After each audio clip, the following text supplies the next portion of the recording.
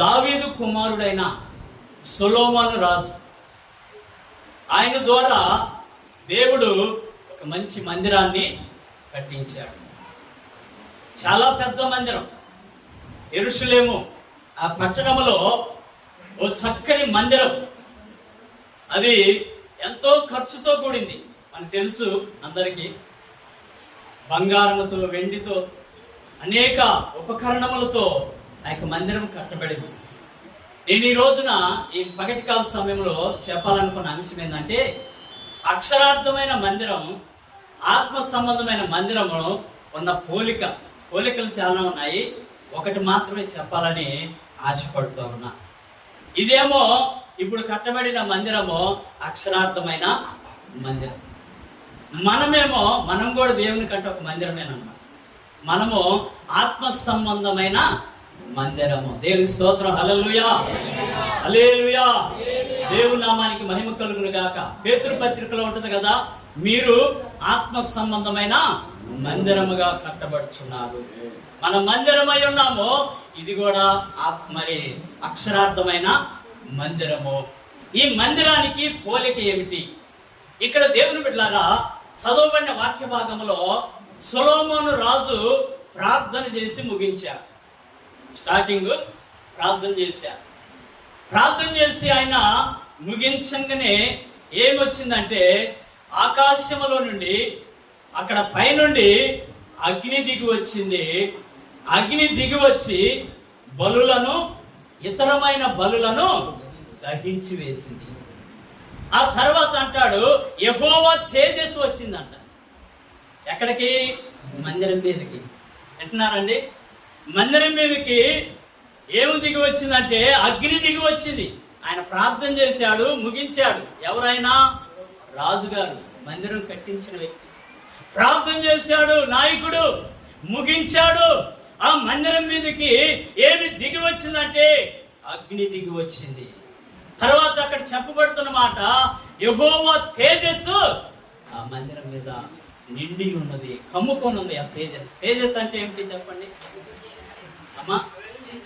తేజస్సు అంటే మహిమ, తేజస్సు అంటే వెలుగు, తేజస్సు అంటే ప్రకాశము. ఇంకా చాలా అర్థాలు ఉన్నాయి. మహిమ, తేజస్సు అంటే దేవుని మహిమ. ఆ మందిరం మీదకి దిగి వచ్చింది, కమ్ముకుంది, నిండి ఉన్నదని చెప్తున్నారు బైబిల్. దేవుని స్తోత్రం. హల్లెలూయా, హల్లెలూయా.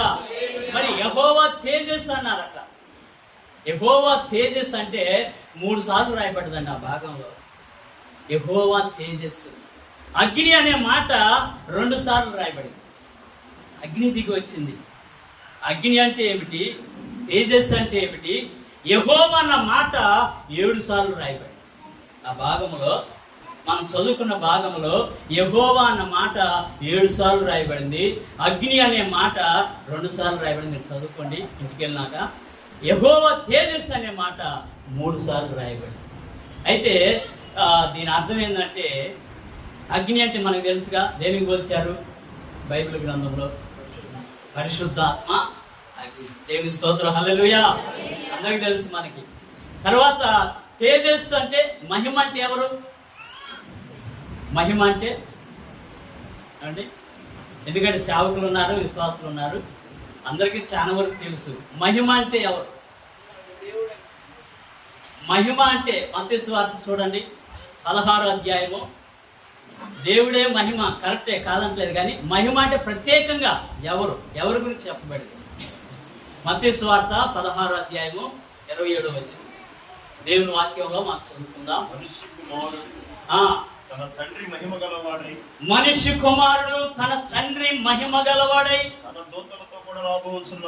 దేవుని స్తోత్రం. హల్లెలూయా, హల్లెలూయా. మహిమ, తేజస్సు అంటే యేసుక్రీస్తు ప్రభు. తన తండ్రి మహిమ గలవాడై ఈ లోకములో దేవుని దూతలతో కూడా రాబోతున్నాడు ఈ లోకానికి. దేవుని స్తోత్రం. హల్లెలూయా, హల్లెలూయా. ఆయన మహిమ కలిగిన వాడు. ఆ మహిమే సొలొమోను కట్టించిన మందిరం మీదకి దిగి వచ్చింది. అర్థమవుతుందండి దేవుని? ఈ పగటి కాల సమయంలో అగ్ని వచ్చాడు, మహిమ దిగి వచ్చింది. అక్కడ యెహోవా ఉన్నాడు. యెహోవా అంటే అర్థం ఏంటి? యెహోవా అంటే, నేను ఇంగ్లీష్ డిక్షనరీలో అర్థాలు ఎక్కువగా చూస్తూ ఉంటాను, బాగా డీప్గా వెళ్ళిపోతూ ఉంటాను. ఒక సబ్జెక్టు నాకు అర్థం ఏంటంటే ఫస్ట్ నుంచి డీప్గా వెళ్ళిపోవాలని ఒక ఆశ. యెహోవా అంటే అర్థం ఏంటంటే సృష్టికర్త. యెహోవా అంటే అర్థం ఏంటంటే ప్రభువు. యెహోవా అంటే ఆయనే సర్వము. ఎందుకంటే దేవుని బిడ్డలారా, ఈ రోజున ఈ పగటి కాల సమయంలో అగ్ని దిగి వచ్చింది, మందిరం మీదకి మహిమ దిగి వచ్చింది. మందిరం మీదకి సృష్టికర్త అయిన దేవుడు, త్రియేక దేవుడు ఆ యొక్క జనాల్లోకి, ఆ ప్రజల్లోకి, ఆ మందిరంలోకి దిగి వచ్చి ఆ మందిరం నిండగా కమ్ముకొని ఉన్నాడు. దేవుని స్తోత్రం. హల్లెలూయా, హల్లెలూయా, హల్లెలూయా. అక్కడ ఎవరెవరు ఉన్నారంటే యాజకులు ఉన్నారు, లేవీలు ఉన్నారు, ఇంకా ఇశ్రాయేలీలు ఉన్నారు, ఇంకా ప్రజలు ఉన్నారు, సొలొమోను రాజు గారు ఉన్నాడు. ఎంతమంది ఉన్నారు? 5 రకాలమైన నాయకులు. రాజు అంటే నాయకులు. అప్పుడు రాజుగారు నాయకులు అంటే పూర్వకాలంలో రాజులే మందిర పరిచర్య చూసుకునేవారు. ఇప్పుడు దేవుడు సపరేట్ చేసి రాజుల పని రాజులకి, నాయకుల పని నాయకులకి, ఈ సేవకుల పని దేవుని మందిర పని సపరేట్ గా ఏర్పాటు చేశాడు. దేవుని స్తోత్రం. హల్లెలూయా, హల్లెలూయా. సమయం అయిపోతుంది. నేనేందంటే ఒక పాయింట్ చెప్పాలని ఆశపడుతున్నా. ఏంటిదయ్యా అంటే, దేవుడు త్రియేక దేవుడు, మందిరం మీదకి దిగి వచ్చిన దేవుడు, అగ్నితో, ఆ యొక్క మహిమతో, తేజస్సుతో, దేవుని సన్నిధిలో దేవుడైన యెహోవా మందిరం మీదకి దిగి వచ్చాడు. ఆ మందిరానికి ఆ మహిమను తట్టుకోలేక యాజకులందరూ కూడా బయటికి వెళ్ళిపోతా ఉన్నారు. ఎంత మహిమ అంటే మామూలు మహిమ కదా. అప్పుడు ప్రత్యక్ష గుడారం మీదకి దిగి వచ్చిన మహిమ అర్థమవుతుందండి.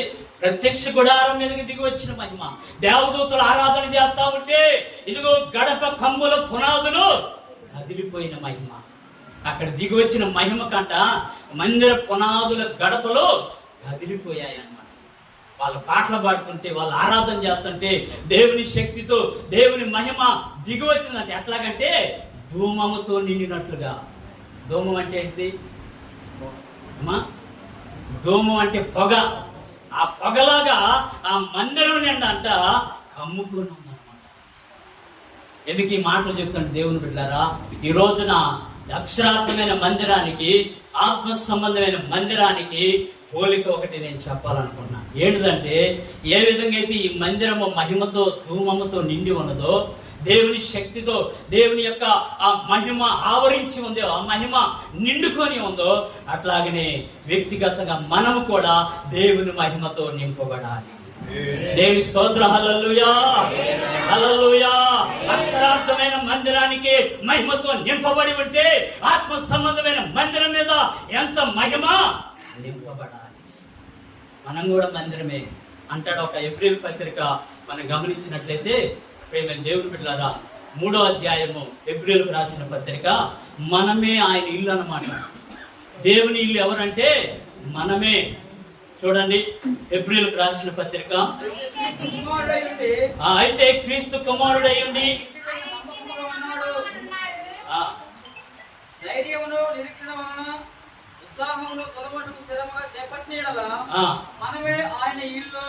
దేవుని స్తోత్రం. హల్లెలూయా, హల్లెలూయా. మీకు అర్థమవుతుందండి? మనమే ఆయన ఇల్లు. మందిరం మీదకి మహిమ దిగి వచ్చింది, మన మీద కూడా మహిమ దిగి రావాలి. మనమే ఆయన ఇల్లు, ఆయన నివసించే ఇల్లు. ఇంకా చాలా వచనాలు ఉన్నాయి, కానీ మీరు జీవము గల దేవుని ఆలయమై ఉన్నారు. 2 కొరింథీ 6:18. నేను వాక్యాలు ఎక్కువ చెప్పలేదు, ఎందుకంటే అందరూ సేవకులు కాబట్టి సమయం లేదు, పరిగెత్తుకుంటూ పోతుంది. ఈ సబ్జెక్టు దాదాపు గంట అట్లా పడు, కానీ నేను క్లుప్తంగా చెప్పాలని ప్రభు సన్నిధిలో ఆశపడుతున్నాను. ఈ మందిరం మీదకి మహిమ దిగి వచ్చినట్లుగా మన మీదకి కూడా దేవుని మహిమ దిగి రావాలి. మనం ఏం చేయాలి? దిగి రావాలంటే మనం ఏం చేయాలి? దేవుని సన్నిధి మన మీదకి రావాలి, మనలోకి రావాలి, మన మధ్యలో ఉండాలి, మనతోనే ఉండాలి. అంటే ప్రేమ దేవుని బిడ్డలారా, ఆ మందిరంలో ఎవరున్నారంటే లేవీలు ఉన్నారు, యాజకులు ఉన్నారు, నాయకులు ఉన్నారు, మరి ఇతరమైన ప్రజలు ఉన్నారు. మరి దేవుని యొక్క సన్నిధిలో 5 రకాలైన ప్రజలు అక్కడ ఉన్నారు. ఇంకా మరి మనం గమనించినట్లయితే అక్కడ చూసినట్లయితే 2వ దినవృత్తాంతం గ్రంథములో అక్కడ వాళ్ళు ఏం చేశారంట?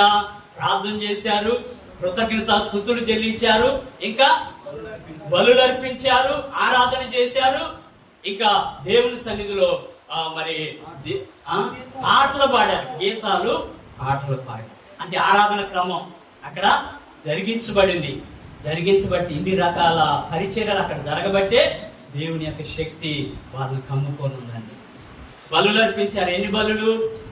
ఇతరమైన బలులు, దహన బలి, బలులు అర్పించారు. ఇతరమైన బలులు కూడా ఉన్నాయి, అవి కూడా అర్పించారు మందిరంలో. ఎందుకంటే దేవుని బిడ్డలారా, మనము ప్రార్థన చేయాలి, దేవుని స్తుతించాలి, ఆరాధించాలి, దేవుణ్ణి ఘనపరచాలి, ఆయన పాటలు పాడాలి గంభీర స్వరముతో. దేవదూతలు ఎట్లా పాటలు పాడారంటే, యెహోవా దయాళుడని, యెహోవా నిరంతరం పరిశుద్ధుడు పరిశుద్ధుడు పరిశుద్ధుడు అని పాటలు పాడారు.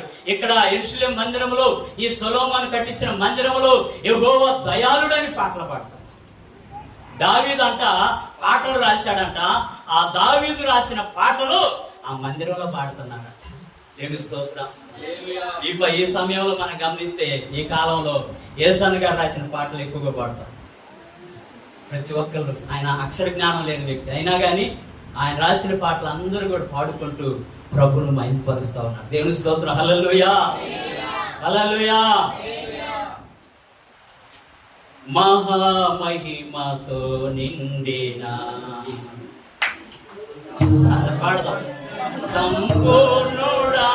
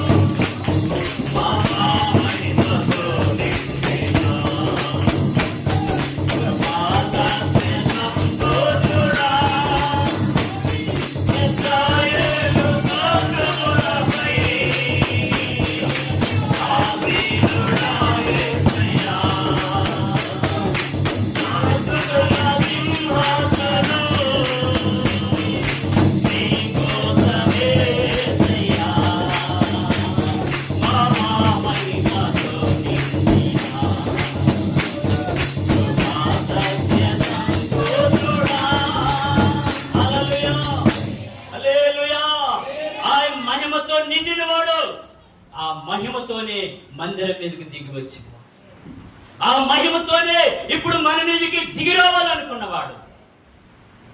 ఎందుకంటే దేవుని బిడ్డలారా, ఒక పోలిక మందిరము, అక్షరార్థమైన మందిరంలోనికి ఏ విధంగా దిగి వచ్చాడో, ఆత్మ సంబంధమైనటువంటి మందిరమైన మన మీదకి యేసయ్య దిగి వచ్చును గాక. ఆమేన్. ఎందుకంటే ఆయన దిగి వచ్చే దేవుడు. ఆ మహిమతో కమ్ముకోవాలి. ఎందుకంటే మహిమతో తాకటం కాదు, మహిమతో మనలో నిలిచి ఉండాలి దేవుడు. ఎందుకంటే మునుపటి మందిరంలో ఉన్న మహిమ కంటే ఇప్పుడు మందిరంలో ఉన్న మహిమ మించినదై ఉన్నదని బైబిల్ చెప్తుంది. దేవుని స్తోత్రం. హల్లెలూయా, హల్లెలూయా. హగ్గయి గ్రంథంలో మనం చూసినట్లయితే 2వ అధ్యాయం, ప్రియమైన దేవుని బిడ్డలారా, దేవుని వాక్యంలో అద్భుతమైన మాట అక్కడ అంటున్నాడు. 2వ అధ్యాయం 8-9 వచ్చిన.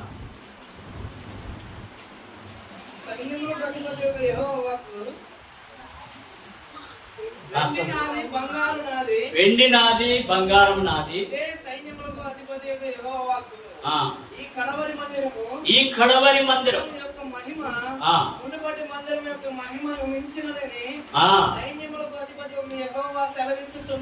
చూడండి. ఏ మందిరం మహిమ అంట? కడవరి యొక్క మందిరం మహిమ అంతకుముందు ఉన్న మందిరం యొక్క మహిమను మించి ఉన్నది. మించింది అంటే అధికమైపోయింది. ఆ మహిమను ఎక్కువగా దేవుడు కుమ్మరిస్తున్నాడు. నిండి ఉండాలి. ఇప్పుడు నూనె ఉందండి, నూనె ఏం చేస్తాము? మనం తలకు రాసుకుంటాం. ఈ నూనె ఏం చేయాలంట? తల మీద పోయబడాలి. నిండుగా తల తడిచిపోవాలి. అందుకని దావీదు అంటాడు, నా తల నూనెతో అంటి ఉన్నామంటే ఆడ ఓకెట్ట అంటుకోవటం కాదు, అది పోయబడిన తైలం, పరిమళ తైలము, దేవుని అభిషేక తైలము ఆ భక్తుడి మీద పోయబడింది. అందుకని ఆయన ఏం చేస్తున్నాడంటే మందిరం కట్టాలని తపన ఉంది, కానీ ఆయన కట్టలేక పోయాడు. కుమారుని మీద దేవుడు ఆశ పెట్టుకొని మందిరం కట్టించాడు సొలొమోను మహారాజుతో. ఎందుకంటే నేను ఈ మాటలు చెప్తున్నా, ఆ మందిరం మీదకి దిగి వచ్చిన ఆత్మ, ఆ యొక్క మహిమ మన మీద కూడా రావాలి. ఈ మహిమతో సేవకుడు నింపబడితే దేవుని బిడ్డలారా, సేవకుడి జీవితము అద్భుతంగా మార్చబడుతుంది. సేవకుని జీవితం ఈ మహిమతో కనుక నింపబడితే వారు చరిత్ర తిరిగి రాసినట్లే. దేవుడు ఆ మహిమతో నాకు కావాలయ్యా, నన్ను నింపు ప్రభువా. ఎందుకంటే సమయం దాటిపోతాం దేవుని బిడ్డలారా, పరుగులెత్తుతా ఉంది. ఎందుకంటే ఒక మాట, అద్భుతమైన మాట ఉంది యెషయా గ్రంథంలో అద్భుతమైన మాట. దేవుని బిడ్డలారా, సేవకులకి, దేవుని బిడ్డలకి అందరికి ఒకటే కదా మహిమ. ఆ మాటలు మనం గమనించినట్లేదు. ఆయన అన్నాడు కదా, మీరు రాజులైన యాజక సమూహం, పరిశుద్ధమైన జనాంగం, సొత్తైన ప్రజలై ఉన్నారు. ఆ మహిమ అందరికి ఒకటేనమాట బైబిల్లో చెప్పబడుతున్న మహిమ. కాబట్టి దేవుని బిడ్డలారా, వేరు వేరే మహిమలు ఉన్నాయి లోకంలో, అవన్నీ మనకి అవసరం లేదు. కానీ ఇది దేవుని మహిమ. దేవుని మహిమ అంటే యేసుక్రీస్తు ప్రభువా, ఆయన తేజస్సు, ఆయన కాంతి. యెషయా గ్రంథము 60వ అధ్యాయము 9వ వచ్చిన ఒక మాట చదువుకుందామండి. నీ దేవుడైన యెహోవా నామమును బట్టి ఆయన నిన్ను శృంగారించినందున, ఇశ్రాయేలు పరిశుద్ధ దేవుని నామమును బట్టి దూరం నుండి కుమారులను తమ ఇంటి బంగారం చేసుకుని వచ్చుటకు దీపములు నా కొరకు కనిపెట్టుకుంటున్నవి, తార్షీషు ఓడలు మొదలు వచ్చుతున్నవి. 9 నీ దేవుడని యెహోవా నామమును బట్టి ఆయన నిన్ను శృంగారించినందున, ఇశ్రాయేలు పరిశుద్ధ దేవుని నామమును బట్టి దూరము నుండి నీ కుమారులను తమ వెండి బంగారమును తీసుకొని వచ్చుటకు దీపములు నా కొరకు కనిపెట్టుకొనుచున్నవి, తర్షీషు ఓడలు మొదట వచ్చుచున్నవి. దేవుని స్తోత్రం. హల్లెలూయా, హల్లెలూయా. చూడండి, సేవకుల గురించి మాట, ఈ ప్రవచన వాక్యాలు, ఈ లేఖన భాగాలు తెలియపరిచి ఉన్నారు, రాయించి ఉన్నారు యెషయా భక్తుని ద్వారా పరిశుద్ధాత్మ దేవుడు అంట 60వ అధ్యాయము యెషయా గ్రంథం 9వ వచనంలో, నీ దేవుడైన యెహోవా నామమును బట్టి ఆయన నిన్ను శృంగారించినందున. శృంగారించడం అంటే ఏంది అమ్మా? శృంగారించినందున, శృంగారించడం అంటే అందమైన అలంకరణ, అందమైన, బ్యూటిఫుల్. అంటే అది డిక్షనరీలోకి, ఇంగ్లీష్ భాషలో డిక్షనరీలో చూస్తే బైబిల్లో ఏమంటుందంటే అది మహిమ గల, మహిమ. శృంగారించినందున అంటే అందమైన, మహిమ కలిగిన ఆ దేవుడు నిన్ను కనుక ఆ మహిమతో నింపితే ఏమవుతాయంటే నీ ఎదురు కుమారులు ఎదురు వస్తారంట నీ కోసం. దేవుని స్తోత్రం. హల్లెలూయా. కుమారులు ఎదుర్కొంటున్నారు నిన్ను, నీ దగ్గరకు వస్తారు, కుమార్తెలు వస్తారు. ఇంకేమొస్తారు అంటున్నాడు? తర్షీషు ఓడలు నీ దగ్గరకు వస్తారు. అక్కడ అధ్యాయంలో మనం చదివితే ఒకటి అంటాడు, 7వ వచనంలో చూడండి. ఆ ఒక్కటి వివరించాలంటే చాలా టైం పట్టింది. 7వ వచనం, కేదారు గొర్రె మందలనియు నీ కొరకు కేదారు గొర్రెల మందలని కూడుకొనును, నెబాయోతు పొట్టేళ్ళు నీ పరిచర్యకు ఉపయోగములగును. దేవుని స్తోత్రం. హల్లెలూయా, హల్లెలూయా. ఎంత అద్భుతమైన మాట అండి. నీ పరిచర్యకు ఉపయోగం, నీ పరిచర్యకు బలమైన సాధనాలుగా నిలబడతారు. ఏంటిదంటే నెబాయోతు పొట్టేళ్ళు. నెబాయోతు పొట్టేళ్ళు అంటే దాని అర్థం ఏంటంటే, ఇదిగో బలమైన కోట గోడలను పడగొడతారు కదా, కోట గోడలను. ఆ గోడలు పగలగొట్టే యంత్రం అన్నమాట. యంత్రము పొట్టేళ్ళకు పోలుస్తున్నాడు ఇక్కడ. నెబాయోతు పొట్టేళ్ళు అంటే గొర్రెల పొట్టేళ్ళు ఉన్నాయి, మేకపోతులు. అవి ఎందుకంటే దేవుని బిడ్డలారా, అంత బలంగా గోడలు పగలగొడుతున్నాయి. ఈ పొట్టేలు, ఈ గొర్రె పిల్ల అంటే ఈ గొర్రె పోతు ఎట్లా ఉంటుందంటే అంత బలంగా గట్టిగా ఉంటుంది అనిపిస్తుంది, అంత బలంగా ఉంటుంది. అట్లాగా నీ పరిచర్య కొరకు బలమైన సాధనాలని దేవుడు లేపునుగాక. ఆమేన్. ఎందుకంటే ప్రేమైన దేవుని బిడ్డలారా, ఆయనే చెబుతున్నాడు నీ పరిచర్యకు ఉపయోగకరంగా ఉంటారు, నీ పరిచర్యకు ఆశీర్వాదకరంగా బిడ్డలు నిలబడతారని తెలియపరుస్తూ ఉన్నాడు. మేము ఆ మధ్య గ్రామానికి పోయాం 2 రోజుల క్రితం. అక్కడ గొర్రె పిల్లకు వేశారండి పొట్టేలు. అసలు ఆ మాంసం గట్టిగా ఉంది. ఎంత గట్టిగా ఉందంటే చాలా గట్టిగా ఉంది. పొట్టేళ్ళని కోసారు గొర్రె పిల్ల. ఈ గొర్రె పిల్లలు ఎంత గట్టిగా ఉంటాయి, వాటి మాంసం తలకాయ. ఎందుకంటే దేవుని బిడ్డలారా, అంత బలమైనటువంటి విశ్వాసులు, మరి దేవుని బిడ్డలు, దేవుని విశ్వాసులు, జనాంగము దేవుడు మనకు అప్పచెప్తాడంట. దేనితో నింపబడితే? దేవుని మహిమతో నింపబడితే. దేవుని స్తోత్రం. హల్లెలూయా, హల్లెలూయా. దేవుని మహిమతో నీవు నింపబడాలి. దేవుని బిడ్డలారా, మందిరము మహిమ, దేవుడు పరలోకంలో మహిమతో నింపబడి ఉందంట. బైబిల్ వాక్యాలు ఉన్నాయి. యెరూషలేము పట్టణాన్ని మహిమతో నింపాడంట. ఈ మహిమ లోకం మొత్తం దేవుని మహిమ సంచారం చేస్తూ ఉందంట. దేవుని బిడ్డ, నేను చెబుతున్నా, అక్కడ మహిమ ఉంది, ఇక్కడ మహిమ ఉంది, అనేక చోట్ల మహిమ ఉంది, ఈ లోకమంతా మహిమ ఉంది, పరలోకంలో ఉంది. ఇదిగో యోర్దాను అవతల ఏం చేస్తున్నాడంటే గలిలే ప్రాంతాన్ని దేవుడు మహిమతో నింపి ఉన్నాడు. బైబిల్ వాక్యాలని రిఫరెన్స్ చూపించాలంటే సమయం అయిపోతుందని త్వరగా చెప్తూ ఉన్నాను. ఎందుకంటే నా జీవితంలో కూడా దేవుడు ఒకానొక రోజున ఆ మహిమతో దేవుడు నింపాడు, ఆ మహిమతో నింపాడు. లోకంలో ఉన్న నన్ను, పాపములో ఉన్న నన్ను, నేను నా ఆశ ఏంటంటే సినీ ఫీల్డ్లో పోయి నేను ఏదో పనిలో ఇరుక్కోవాలని ఆశ. అట్లాగనే ఆ ఆశ చదువు అయిపోగానే 10th అయిపోగానే ఆ చదువు ఇంట్రెస్ట్ లేదు. ఫోటోగ్రాఫర్గా నేర్చుకొని, అంటే క్లుప్తంగా చెప్తున్నారు మాట, నేర్చుకొని అక్కడికి హైదరాబాద్ వెళ్ళాము. అక్కడే మా తల్లిదండ్రులు ఉండేవాళ్ళు. అక్కడ నుంచి ఏం చేశానంటే ఒక ఫ్రెండ్ సహాయం ద్వారా, మా పెద్దమ్మ కొడుకు ఆయన సహాయం ద్వారా నేను సినీ ఫీల్డ్లోకి వెళ్ళాను. అక్కడ ఆఫీస్ ఒకటి ఉంది, ఆఫీస్ బాయ్గా చేరాను. అక్కడ ఆఫీస్ బాయ్ చేస్తే ఏదో సంపాదించాలి, ఏదో పొలాలు కొనాలి, ఇల్లులు కట్టాలి, బిల్డింగులు కట్టాలి, ధనవంతుడిగా ఉండాలని ఒక ఆశ. కానీ దేవుడి చిత్తం అది కాదు.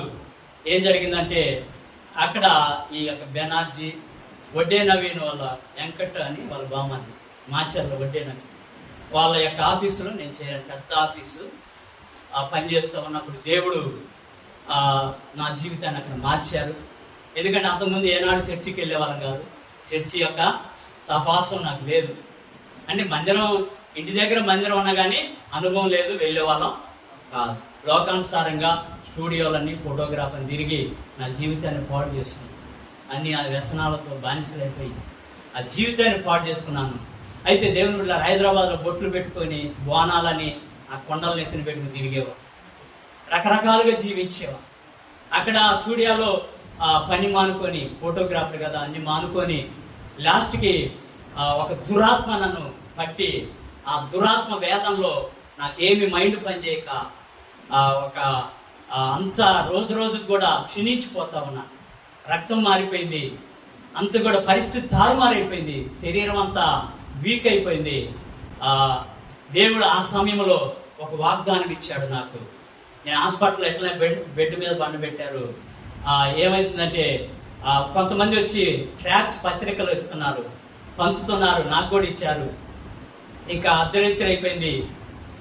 నేను అట్లా బెడ్ మీద పండుకొని ఉంటే ఒక స్వరము వినపడతా ఉంది, నా కుమారుడు నేను నిన్ను స్వస్థపరుస్తాను, నీవు నా సేవ చేయాలంట. అంతకుముందే మరి అక్కడ దేవుని సన్నిధిలో మరి ప్రార్థన అంటే తెలియదు, ఏమీ నాకు తెలియదు, ప్రార్థన అంటే చేయాలో పాట పాడాలో తెలియదు. కానీ హైదరాబాద్లో ఒక గదిలో నేనేం చేశానంటే ఈ స్వస్థపరిచి నాకు వచ్చి పండుకున్నా.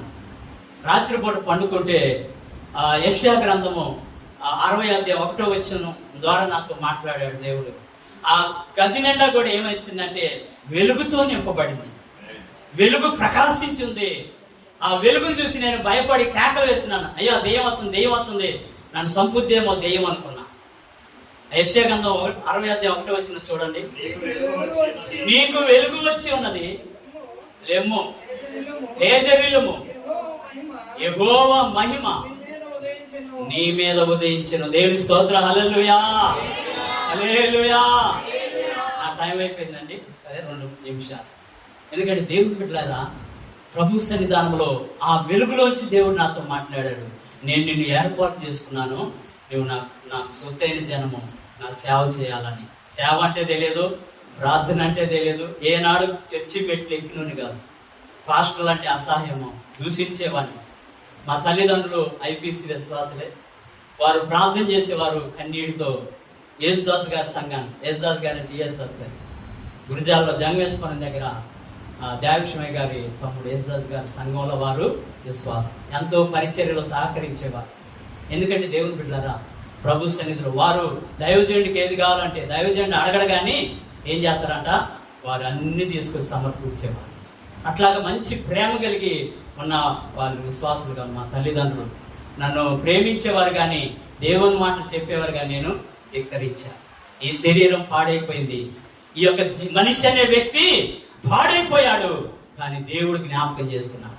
నేను ఆయన్ని గుర్తెరగలేదు కానీ ఆయన నన్ను ఏర్పాటు చేసుకొని ఆయన మహిమతో నింపి ఉన్నాడు. దేవుని స్తోత్రం. హల్లెలూయా, హల్లెలూయా. ఆయన మహిమతో నింపి ఆ మహిమ ద్వారా దేవుడు మాట్లాడి ఆయన కృప ద్వారా నన్ను నిలబెట్టి ఉన్నాడు. ఎందుకు ఈ మాటలు చెప్తున్నంటే, ఈ యొక్క ఆత్మ సంబంధమైన మందిరము దేవుని మహిమతో నింపబడాలి. ఈ స్థలములో, ఈ మందిరములో, ఈ పరిచర్య దేవుని మహిమతో నింపబడును గాక. ఆమేన్. గంభీరంగా చెబుదాం, ఆమేన్, ఆమేన్. ఆయన నింపుతాడు మహిమతో. ఈ మందిరము అక్షరార్థమైన మందిరము నింపుతాడు, ఆత్మ సంబంధమైన మందిరము మనల్ని కూడా ఆయన మహిమతో నింపుతాడని ప్రభు పేరిట తెలియజేస్తూ ఉన్నాను. పిలుట్ల గ్రామంలో సేవ చేస్తున్నాను. ఆ గురించి మా కుటుంబం కొరకు ప్రార్థన చేయండి. అట్లాగే నేను పిడుగురాల్లో లెనిన్ నగర్ ప్రాంతంలో పరిచర్య చేస్తున్నాను. నిన్ననే ఒకళ్ళు మందిరం కొరకు స్థలం ఇచ్చారు ఉచితంగా. దేవుడు ఆ పరిచర్య ఇంకా కట్టబడాలి. ఎందుకంటే పిడుగురాల్లో సేవకుల కూటం పెట్టినప్పుడు అక్కడ స్థలం కొరకు ప్రార్థన చేయమన్నాను. దేవుడు మనందరి ప్రార్థన ఆలకించి అక్కడ ఒక కుటుంబం ప్రేరేపణ కలిగి మందిరానికి చిన్న స్థలం ఇచ్చారు. దేవుని స్తోత్రం. హల్లెలూయా, హల్లెలూయా. అక్కడ మందిరం కట్టబడాలి, దేవుని పరిచర్య ఘనంగా జరిగించాలి. దేవుడు ఇచ్చిన మాటలు మన వెనుకలో దీవించును గాక. ఆమేన్. ప్రైజ్